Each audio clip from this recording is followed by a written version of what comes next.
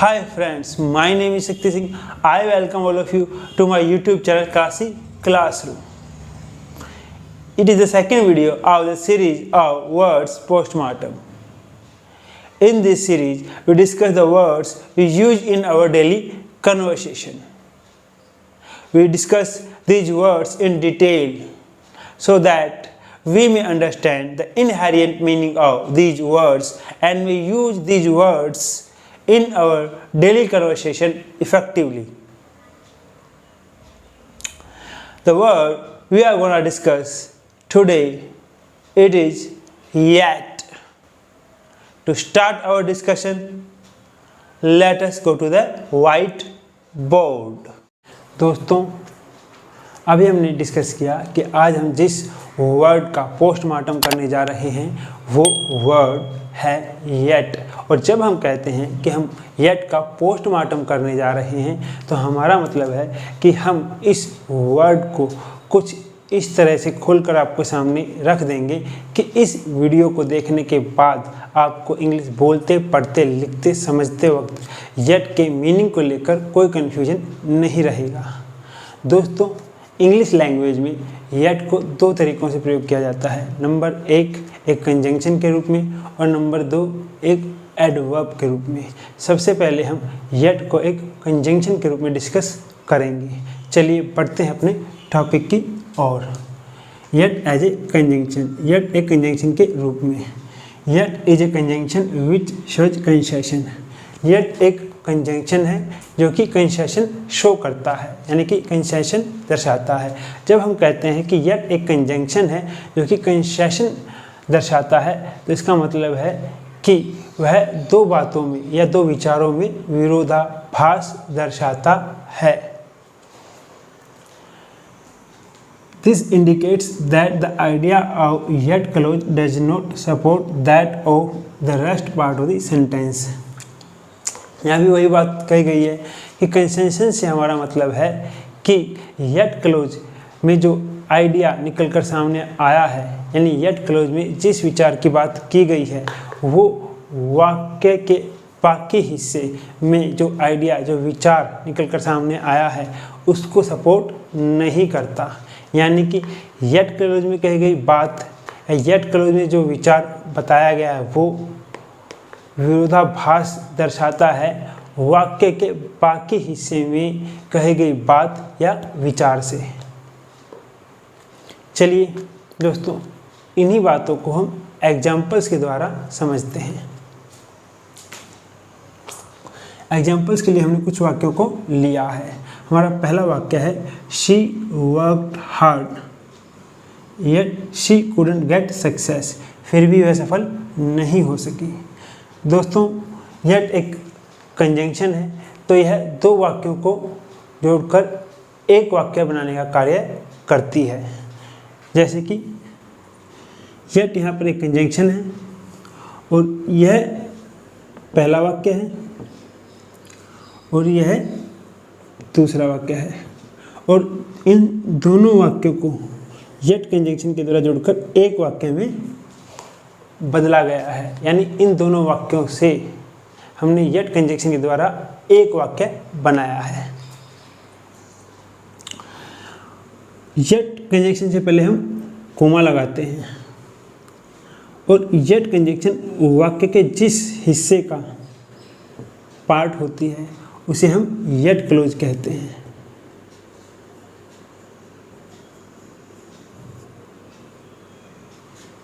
अब हम इस एग्जाम्पल के मीनिंग अर्थात अर्थ की तरफ आते हैं। She worked hard yet she couldn't get success.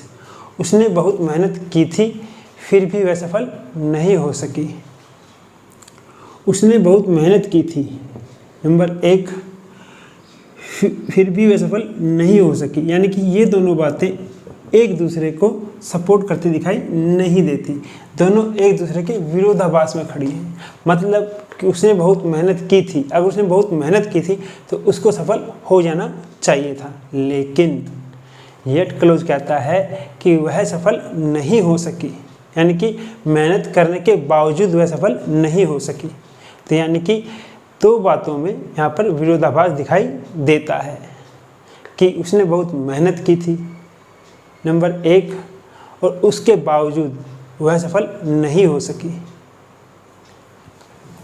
अब विरोधाभास ये है कि बहुत मेहनत करने के बावजूद कोई फेल कैसे हो सकता है।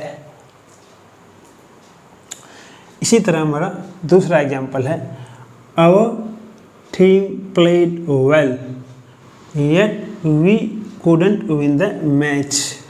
हमारी टीम बहुत अच्छा खेली थी, फिर भी हम मैच नहीं जीत सके।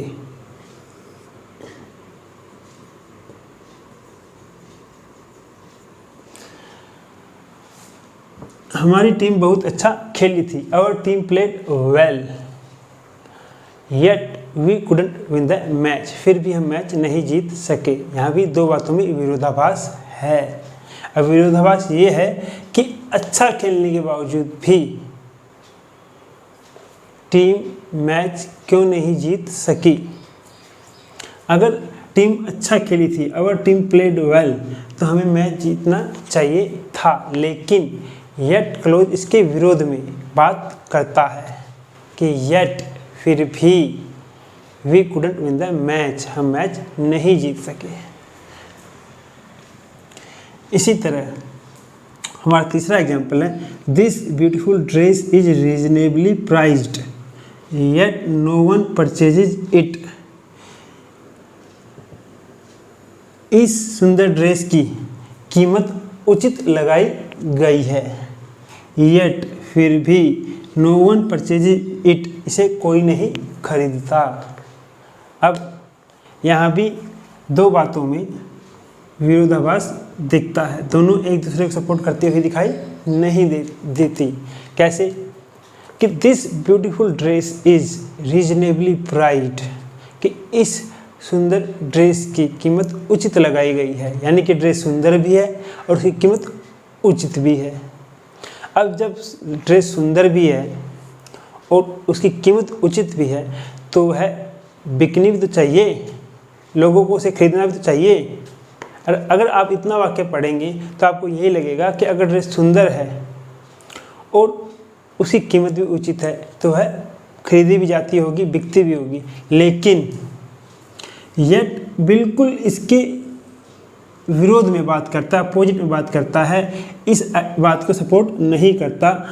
कहता है yet no one purchases it, इसे कोई नहीं खरीदता। तो यह बात कि इसे कोई नहीं खरीदता मतलब सुंदर होने के बावजूद और उचित कीमत होने के बावजूद भी ड्रेस को कोई नहीं खरीदता, तो यह बात पहली बात को सपोर्ट करते हुए दिखाई नहीं देती। यानी कि यहाँ पर येट कंसेशन शो कर रहा है। He is a rich man, वह एक अमीर आदमी है। Yet he has no car, फिर भी उसके पास कोई कार नहीं है। अब ये दोनों बातें एक दूसरे को सपोर्ट करती दिखाई नहीं देती। अब वो कैसे? अब ही इज ए रिच मैन, वह एक अमीर आदमी है। अब वो एक अमीर आदमी है तो उसके पास कार भी होनी चाहिए। तो नॉर्मली तो यही होता है ना कि कोई अमीर आदमी होगा तो उसके पास कार भी होगी। लेकिन येट क्लोज क्या कहता है? ही हैज़ नो कार, फिर भी उसके पास कोई कार नहीं है। यानी कि यहाँ पर दो बातें एक दूसरे को सपोर्ट करती दिखाई नहीं देती कि अमीर आदमी होने के बावजूद भी उसके पास कार नहीं है। इसी तरह हमारा पांचवा एग्जाम्पल है, all this sounds a very old story now, कि यह सब अब सुनने में एक पुरानी कहानी लगता है। एंड येट, और फिर भी, it is not such a long time एगो, इसे हुए ज़्यादा समय नहीं हुआ। अब आपको ये दो बातें एक साथ सपोर्ट करती दिखाई देती हैं। एक तो कहा जा रहा है कि यह सब सुनने में एक पुरानी कहानी लगता है। जब सुनने में पुरानी कहानी लगता है तो इसको हुए भी बहुत टाइम हो जाना चाहिए, ये बहुत समय पहले हुआ होगा, तभी तो वो सुनने में एक पुरानी कहानी लगता है। लेकिन येट क्लोज क्या कहता है? And yet it is not such a long time एगो, इसे हुए भी ज़्यादा समय नहीं हुआ। अब ये क्या बात हुई, यानी कि दोनों बातें एक दूसरे को सपोर्ट नहीं करती। अगर ज़्यादा समय इसे हुए नहीं हुआ तो फिर यह सुनने में पुरानी कहानी कैसे लगता है, यानी कि ये दोनों बातें एक दूसरे को सपोर्ट नहीं करती। दोस्तों, येट को आप एंड येट लिख के भी एक कंजंक्शन के रूप में प्रयोग कर सकते हैं, यानी कि येट और एंड येट दोनों को ही कंजंक्शन के रूप में प्रयोग किया जा सकता है। इस बात को लेकर आपको कन्फ्यूजन में आने की कोई ज़रूरत नहीं है। आपको कहीं पर एंड येट एक कंजंक्शन के रूप में प्रयोग होता दिख जाए तो भी वाक्य सही होगा, क्योंकि आजकल मॉडर्न इंग्लिश में येट के साथ एंड येट लिख के, मतलब येट के साथ एंड लिख के भी हम एंड येट को कंजंक्शन के रूप में प्रयोग होता देखते हैं। चलिए, मैं आशा करता हूँ कि आप लोगों को समझ में आ गया होगा कि येट को कंजंक्शन के रूप में वाक्यों में कैसे प्रयोग किया जाता है। चलिए दोस्तों, अब हम येट को एक एडवर्ब के रूप में डिस्कस करते हैं, लेकिन उस ओर बढ़ने से पहले हमें कुछ इम्पोर्टेंट पॉइंट्स डिस्कस कर लेने चाहिए, और इन इम्पोर्टेंट पॉइंट्स को ध्यान में रखते हुए ही हम आगे येट को एक एडवर्ब के रूप में डिस्कस करेंगे। चलिए देखते हैं उन इम्पोर्टेंट पॉइंट्स को। हमारा सबसे पहला जो इम्पोर्टेंट पॉइंट है वो ये है कि yet as a adverb of time presents the present situation in relation to the future. दोस्तों, येट का एक एडवर्ब के रूप में प्रयोग एडवर्ब ऑफ टाइम के रूप में किया जाता है, और जब हम येट का प्रयोग एडवर्ब ऑफ टाइम के रूप में करते हैं तो वो प्रेजेंट सिचुएशन यानी वर्तमान स्थिति को भविष्य के साथ जोड़ के दिखाता है। वह यह दिखाता है कि जो वर्तमान स्थिति है यानी कि प्रेजेंट सिचुएशन है वो किसी न किसी तरह भविष्य के साथ जुड़ी हुई है। हमारा दूसरा इम्पोर्टेंट पॉइंट है yet usually used in negative और interrogative sentences, however yet is sometimes used in an affirmative sentences. दोस्तों, येट का एडवर्ब के रूप में प्रयोग ज़्यादातर इंटरोगेटिव सेंटेंसेस और नेगेटिव सेंटेंसेस में किया जाता है। नेगेटिव सेंटेंसेस यानी कि नकारात्मक वाक्य है, और इंटरोगेटिव सेंटेंसेस यानी कि प्रश्नवाचक वाक्य है। लेकिन फिर भी बहुत कम यूज आपको येट का एफर्मेटिव सेंटेंसेस में भी होता हुआ दिखाई पड़ता है। एफर्मेटिव सेंटेंसेस को हम हिंदी में सकारात्मक वाक्य कहते हैं। हमारा तीसरा पॉइंट है various tenses are possible with yet. In British English perfect tenses are common with yet. Americans in American English often use past simple tense. दोस्तों, वैसे तो आपको येट का एक एडवर्ब के रूप में प्रयोग हर तरह के टेंस में होता हुआ दिख जाएगा, लेकिन ब्रिटिश इंग्लिश में येट का एडवर्ब के रूप में ज़्यादातर प्रयोग परफेक्ट टेंसेज में किया जाता है, और दूसरी तरफ अमेरिकन इंग्लिश में येट का एडवर्ब के रूप में प्रयोग ज़्यादातर पास्ट सिंपल टेंस में करते हैं। चलिए अब बढ़ते हैं हम आगे। चलिए दोस्तों, अब हम येट को एक एडवर्ब के रूप में डिस्कस करना शुरू करते हैं।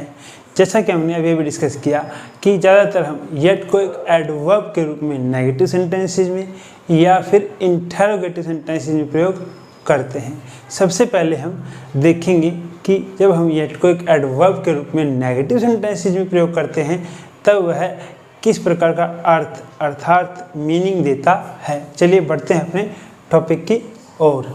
Yet as a adverb in negative sentences expresses something which is not happening or is not true in the present time but speaker expects it to happen or to be true in future। दोस्तों, जब हम yet को एक adverb के रूप में negative sentences में प्रयोग करते हैं तो वो इस तरह की घटनाओं का या कार्यों का जिक्र करते हैं जो कि प्रेजेंट समय में सच नहीं है या प्रेजेंट समय में घटित नहीं हो रही, लेकिन वो घटना या कार्य भविष्य में जाके सच हो सकते हैं या घटित हो सकते हैं। यानी कि जब कोई स्पीकर येट का प्रयोग करते हुए कोई नेगेटिव सेंटेंसेस बनाता है तो वह अपनी बात में यह बताने की कोशिश करता है कि जिस कार्य का या घटना का वो जिक्र कर रहा है हो सकता है कि वो घटना या कार्य प्रेजेंट समय में यानी कि वर्तमान समय में सच ना हो या घटित ना हो रही हो, लेकिन वो कार्य और घटना भविष्य में जाके घटित हो सकती है, सच हो सकती है। मतलब ऐसी स्पीकर की आशा होती है, उसकी एक्सपेक्टेशन होती है। चलिए इसी बात को हम एग्जाम्पल्स के द्वारा समझते हैं।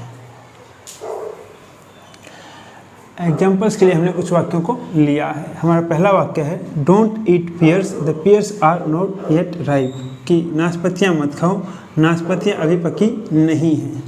जब हम कहते हैं the pears are not yet ripe, कि नाशपातियाँ अभी पकी नहीं हैं, तो मतलब अभी नहीं पकी, वो भविष्य में जाके पक जाएंगी। हमारा कहने का मतलब ये होता है, यानी हमारा भविष्य की तरफ इशारा होता है। हम ये कह रहे हैं कि जो कार्य अभी नहीं हो रहा वो भविष्य में जाके हो जाएगा, यानी कि नाशपातियाँ अभी नहीं पकी हैं लेकिन भविष्य में जाके पक जाएंगी। ऐसा क्यों?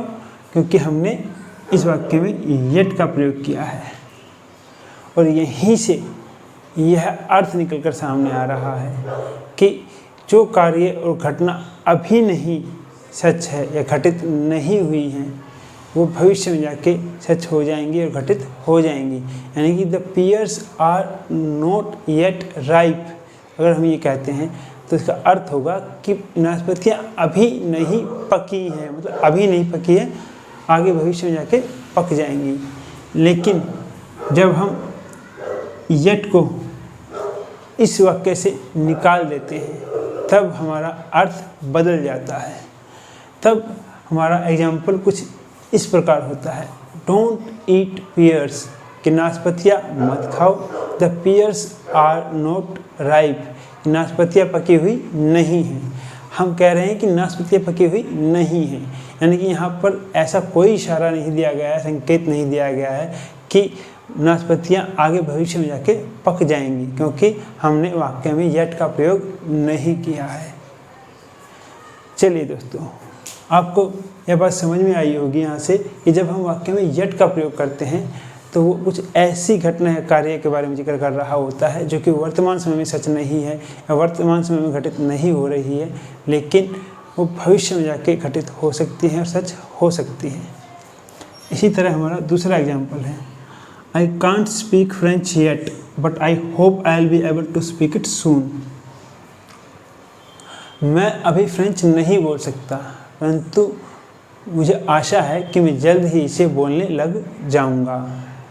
आई कांट स्पीक फ्रेंच येट, मैं अभी फ्रेंच नहीं बोल सकता। जब हम कहते हैं कि मैं अभी फ्रेंच नहीं बोल सकता, मतलब अभी नहीं बोल सकता, लेकिन यह इशारा होता है कि मैं जल्द इसे बोलने लग जाऊंगा, क्योंकि हमने इस वाक्य में येट का प्रयोग किया है, तो इसलिए इसका यह अर्थ निकलकर सामने आ रहा है कि आई कांट स्पीक फ्रेंच येट, कि मैं अभी फ्रेंच नहीं बोल सकता, मतलब अभी नहीं बोल सकता, लेकिन भविष्य में की तरफ यह इशारा होता है कि मैं जल्दी इसे बोलने लग जाऊंगा, जैसा कि दूसरे वाक्य में स्पष्ट हो रहा है but I hope I will be able to speak it soon. यानी कि स्पीकर यह कहना चाहता है कि वो फ्रेंच सीख रहा है और वो अभी फ्रेंच नहीं बोलने सकता, लेकिन वो जल्दी इसे बोलने लग जाएगा। लेकिन अगर हम पहले वाक्य में से येट को निकाल दें और विदाउट येट के इस वाक्य को बनाएं तो इस वाक्य का अर्थ बदल जाता है। आई कांट स्पीक फ्रेंच, मैं फ्रेंच नहीं बोल सकता। यहाँ पर स्पीकर साफ साफ यह बता रहा है कि वह फ्रेंच बोलने में अयोग्य है, वह फ्रेंच नहीं जानता, वह फ्रेंच नहीं बोल सकता। वो ऐसा कोई इशारा नहीं दे रहा कि वो अभी फ्रेंच नहीं बोल सकता या आगे फ्रेंच बोलने लग जाएगा, क्योंकि हमने वाक्य में येट का प्रयोग नहीं किया। लेकिन जब हम इसी वाक्य में येट का प्रयोग करते हैं तो हम यह इशारा देते हैं कि जो काम हम अभी नहीं कर सकते वो जल्द ही भविष्य में करने लग जाएंगे। जैसे कि आई कांट स्पीक फ्रेंच येट, मैं अभी फ्रेंच नहीं बोल सकता।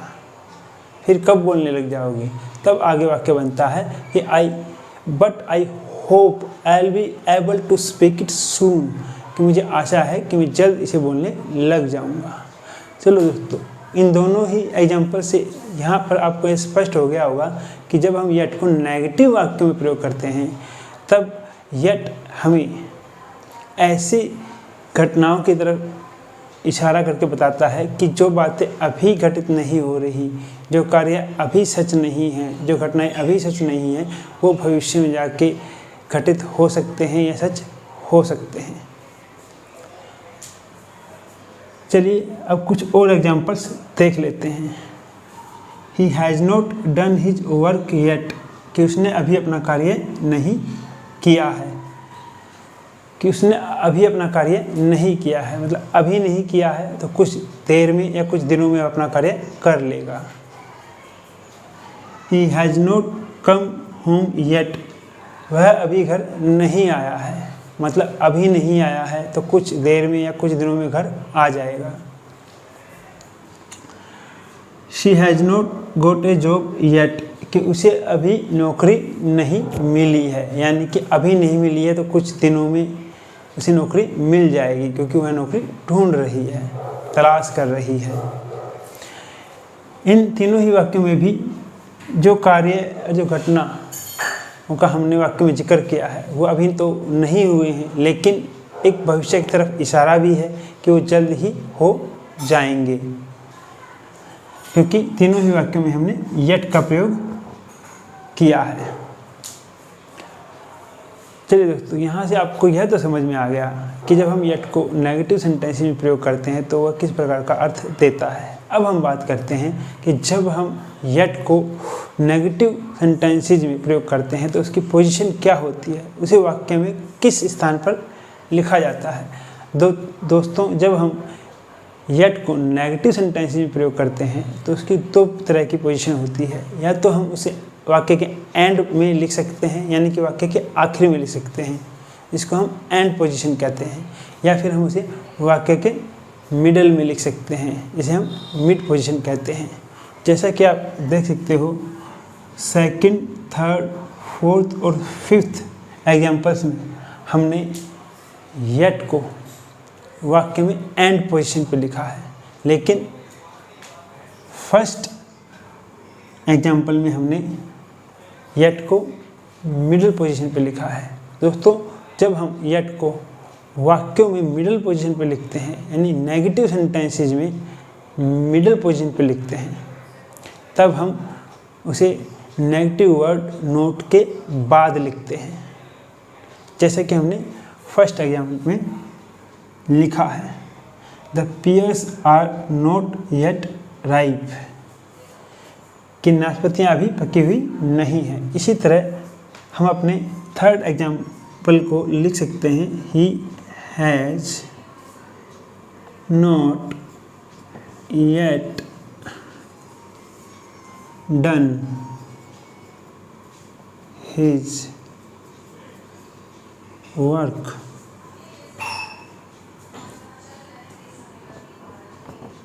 फोर्थ एग्जाम्पल को हम लिख सकते हैं, he has not yet come home.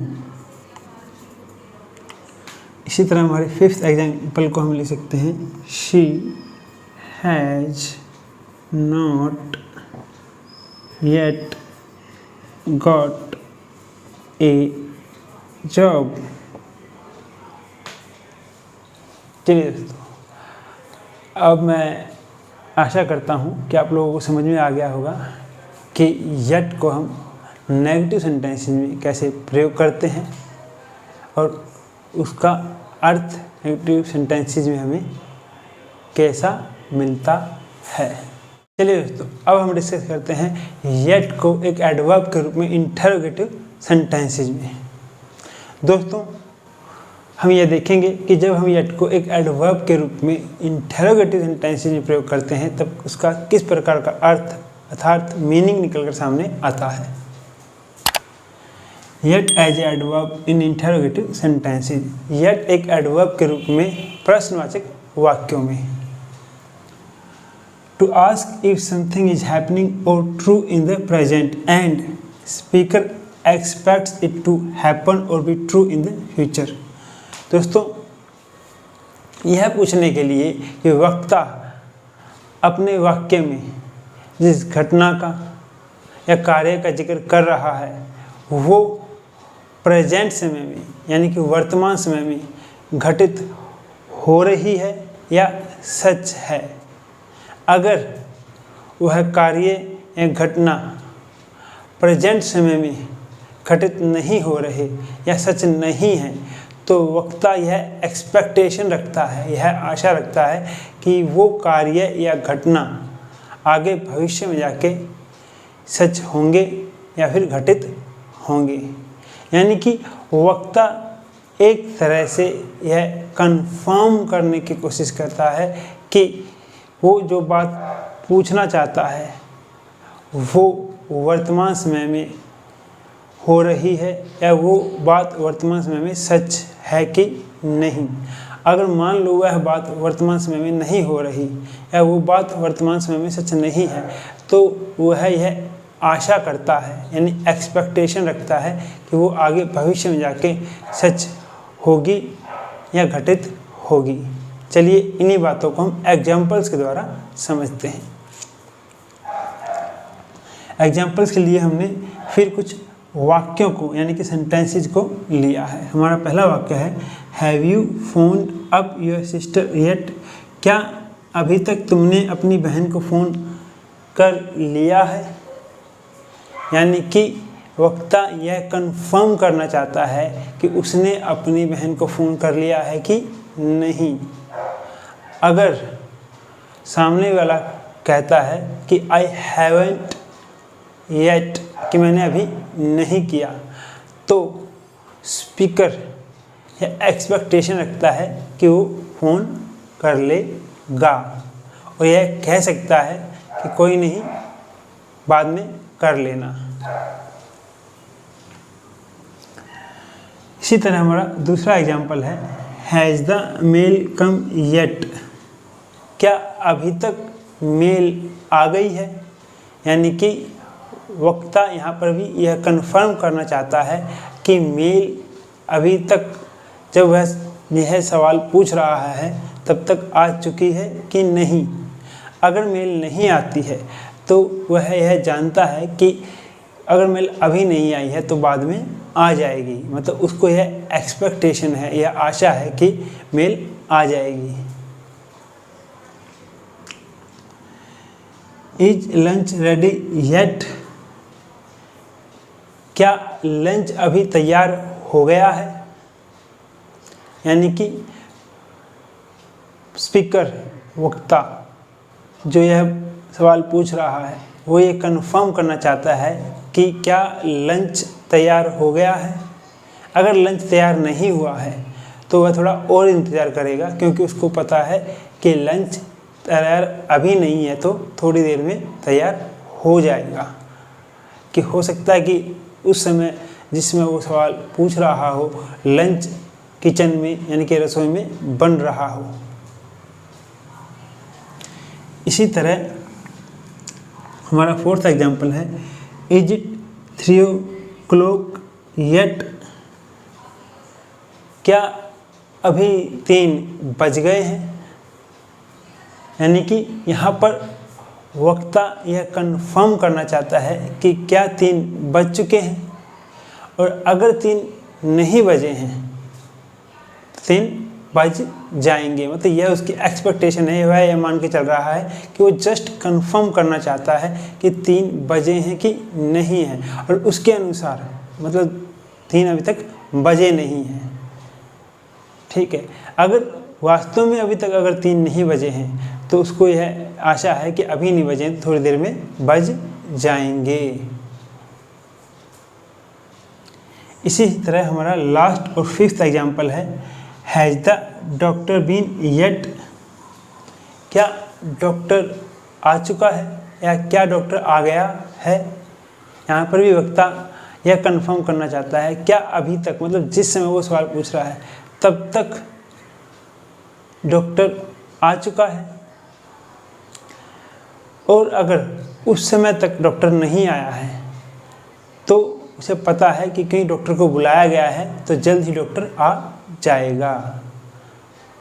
तो दोस्तों यहाँ हमें 5 एग्जाम्पल से यह पता चलता है कि जब हम येट को इंटरोगेटिव सेंटेंसेस में एक एडवर्ब की तरह प्रयोग करते हैं तब येट के द्वारा हम यह कंफर्म करना चाहते हैं कि जिस समय हम सवाल कर रहे हैं और उस सवाल के अंदर जिस घटना का या कार्य का जिक्र कर रहे हैं क्या वो हो चुका है उस समय जिस समय हम सवाल पूछ रहे हैं।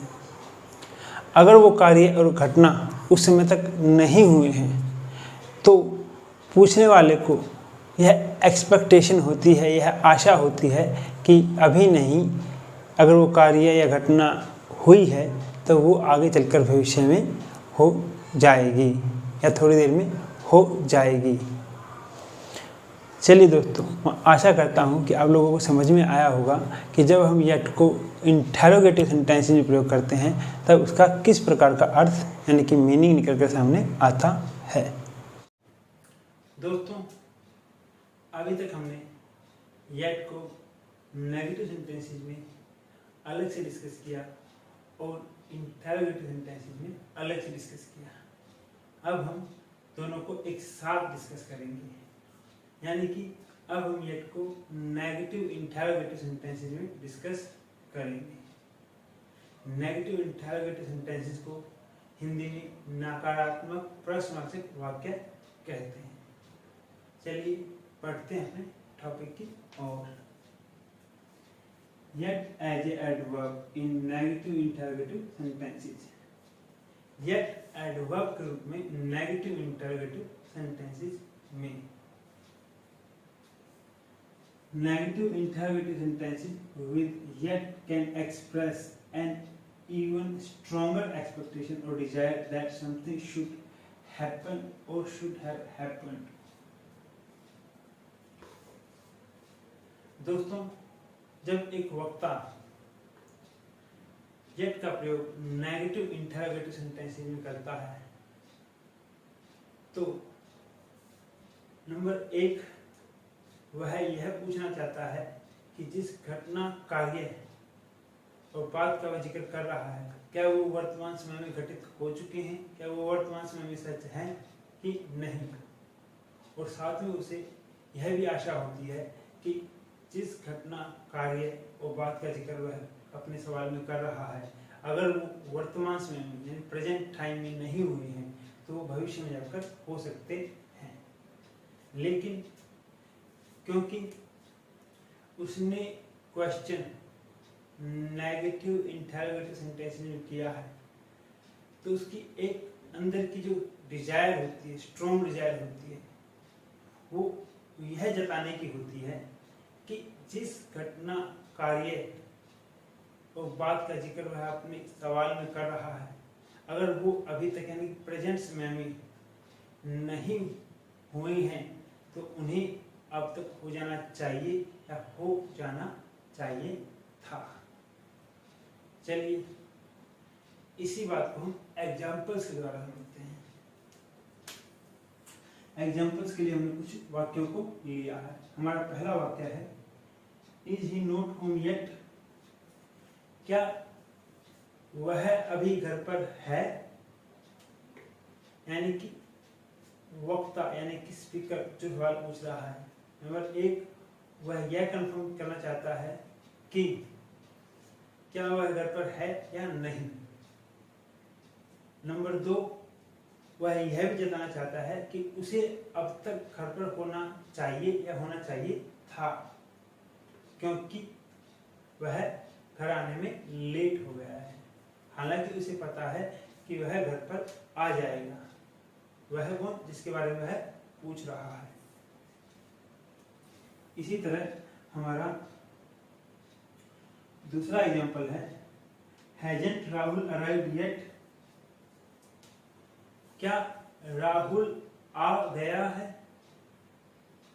नंबर 1, वक्ता यह कंफर्म करना चाहता है कि राहुल आया है कि नहीं।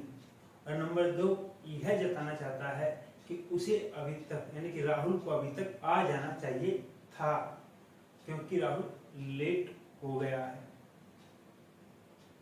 हालांकि उसे पता है कि राहुल आ जाएगा, लेकिन वो यह जताना चाहता है, बताना चाहता है कि राहुल को अभी तक आ जाना चाहिए था। इसी तरह हमारा तीसरा सेंटेंस यानी कि थर्ड सेंटेंस है, Sonakshi haven't you finished your work yet. Sonakshi, क्या अभी तक तुमने अपना कार्य समाप्त नहीं किया है। नंबर 1, वक्ता यानी कि जो सवाल पूछ रहा है वो स्पीकर यह कंफर्म करना चाहता है कि सोनाक्षी, क्या तुमने अपना कार्य कर लिया है या नहीं। और साथ में यह भी जताना चाहता है कि सोनाक्षी, तुम्हें अभी तक अपना कार्य कर लेना चाहिए था।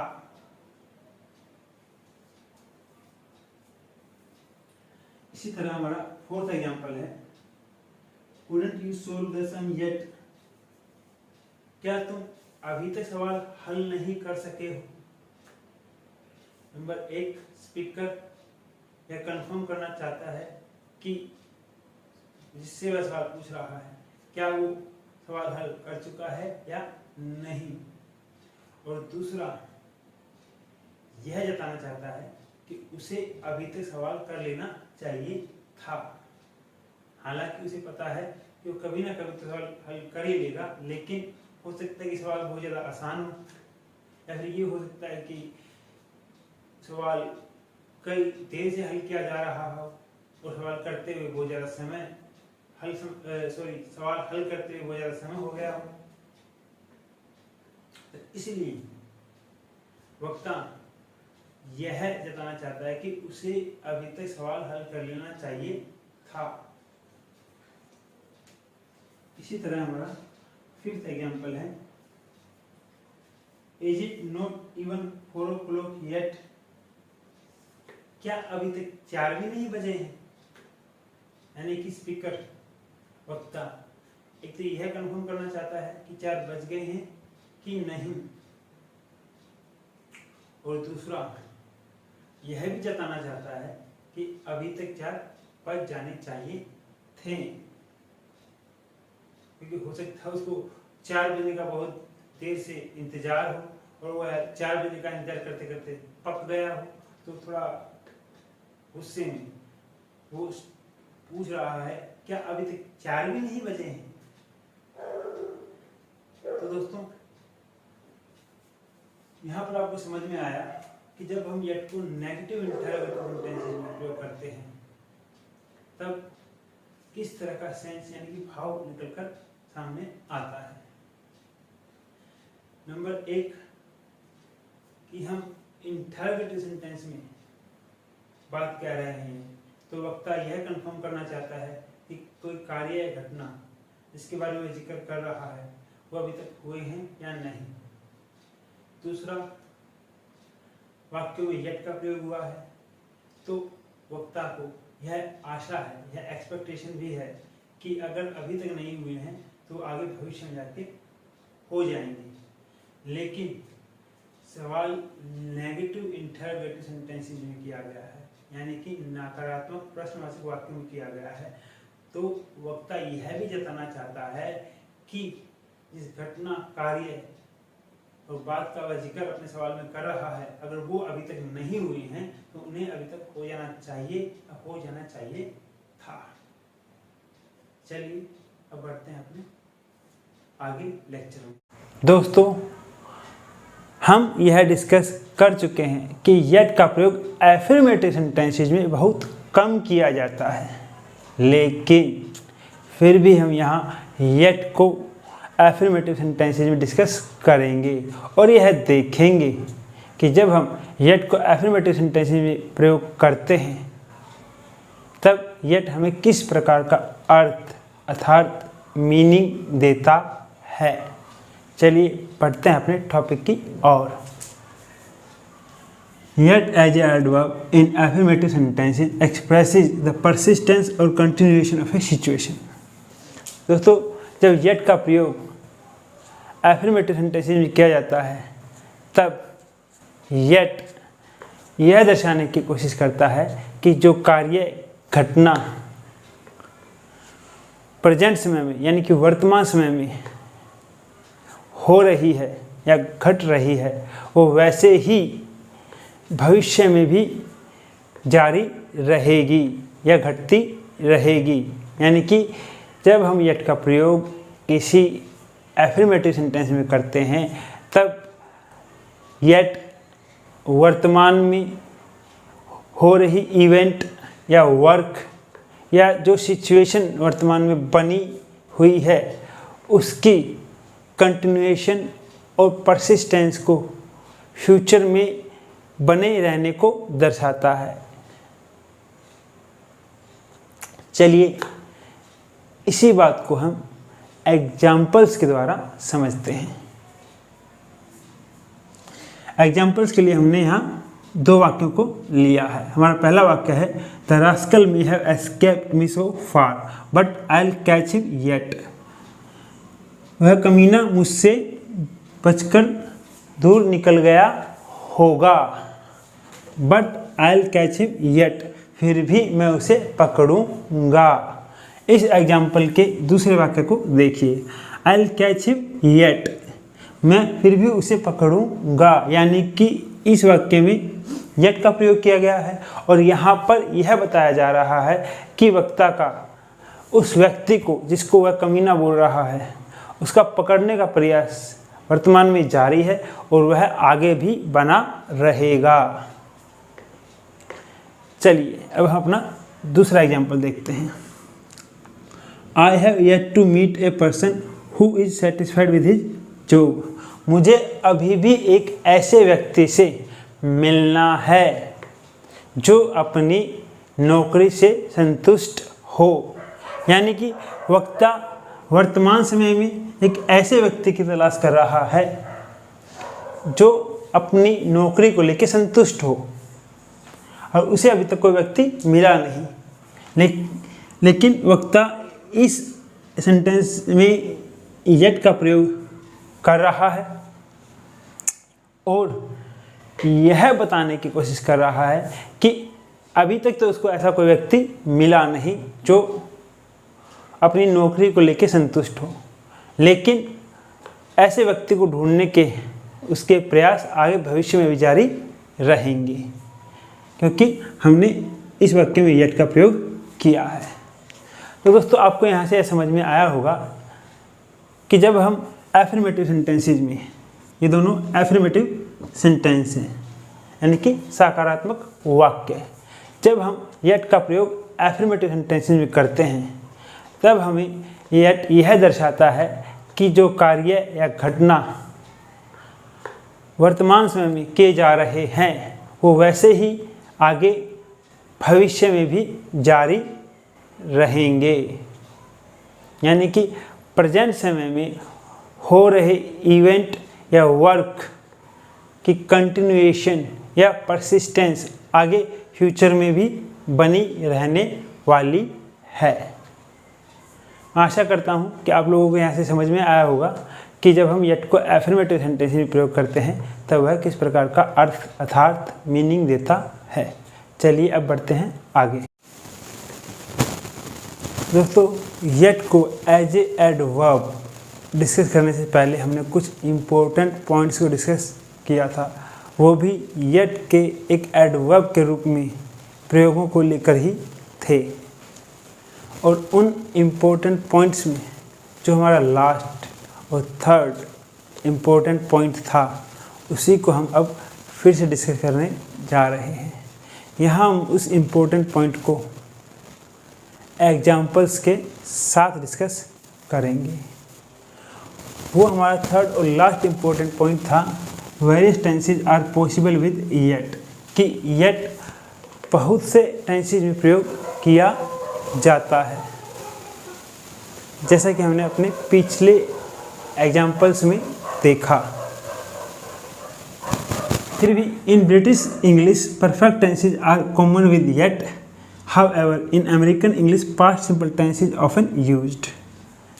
ब्रिटिश इंग्लिश में येट का प्रयोग ज़्यादातर परफेक्ट टेंसेज में देखने को मिलता है, और वहीं पर अमेरिकन इंग्लिश में येट का प्रयोग पास्ट सिंपल टेंस में मुख्यतः दिखाई देता है। चलिए इसी बात को हम एग्जाम्पल्स के साथ समझने का प्रयास करते हैं। एग्जाम्पल्स के लिए हमने कुछ वाक्यों को लिया है। हमारा पहला वाक्य है, हैव यू पेड येट, क्या तुमने अभी पे कर दिया है। यह ब्रिटिश इंग्लिश का वाक्य है और यह प्रेजेंट परफेक्ट टेंस में है।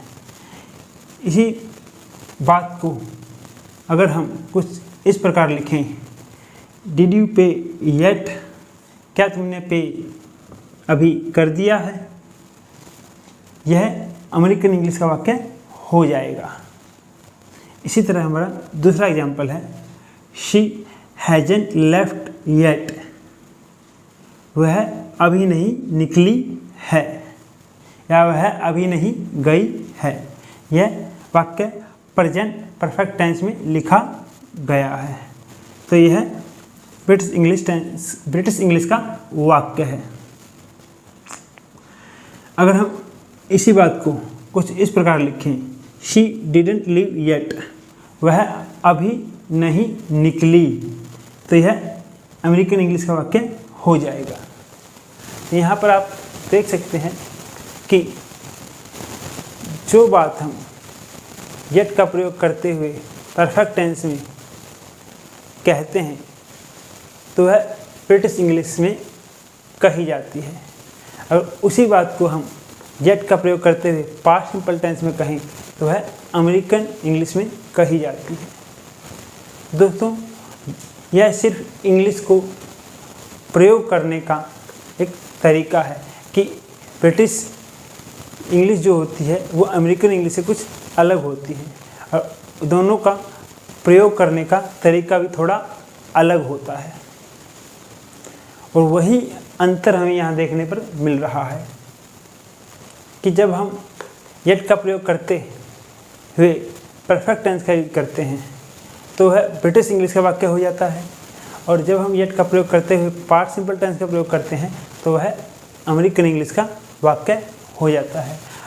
अर्थ अर्थात मीनिंग दोनों का सेम रहता है। चलिए, मैं आशा करता हूँ कि आप लोगों को यहाँ से समझ में आया होगा कि येट का प्रयोग इंग्लिश में कैसे किया जाता है और किन रूपों में किया जाता है।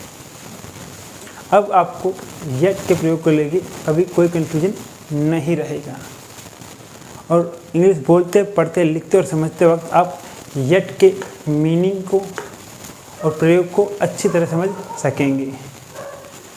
दोस्तों, अगर आपको यह लेक्चर पसंद आया हो तो इसको ज़्यादा से ज़्यादा शेयर करें और इसे लाइक करें और कमेंट करें, ताकि यह लेक्चर ज़्यादा से ज़्यादा स्टूडेंट्स और बाकी लोगों के पास पहुंच सके जो इंग्लिश को बहुत ही अच्छी तरीके से सीखना चाहते हैं।